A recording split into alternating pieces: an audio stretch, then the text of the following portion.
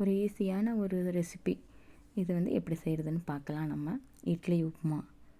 இந்த இட்லி உப்புமா தேவையான பொருள், இட்லி ஒரு 8 எடுத்துக்கோங்க. இந்த இட்லியை நல்லா உதிரியாக இந்த மாதிரி நல்லா கொஞ்சம் பிசைஞ்சிக்கோங்க. பிசைஞ்சதும் பேன் வச்சு அதில் 2 ஸ்பூன் எண்ணெய் விட்டுக்கோங்க. எண்ணெய் காஞ்சதும் கடுகு 1/4 டேபிள் ஸ்பூன் போட்டுக்கோங்க. கடுகு பொரிஞ்சதும் நம்ம வச்சுருக்கிற உளுந்து 1 டேபிள் ஸ்பூன், கடலைப்பருப்பு ஒரு 1/4 டேபிள் ஸ்பூன், பட்டை மிளகாய் 1 இதை போட்டுட்டு வெங்காயம் வந்து பெரிய வெங்காயம் ஒரு 2 பெரிய வெங்காயம், பச்சை மிளகாய் அது கூட சேர்ந்து ஒரு உப்பும் போட்டுக்கோங்க. போட்டு நல்லா வதக்கிக்கோங்க. நல்லா வதக்கணும்.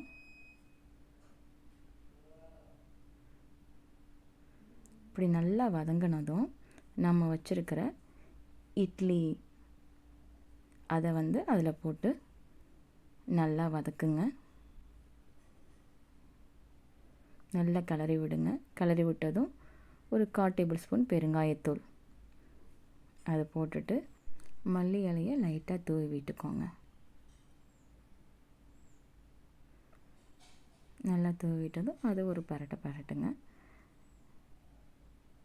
அதுக்கு சாம்பார் வச்சு இப்போ டேஸ்ட்டாக ரெசிபி ரெடி ஆயிடுச்சு.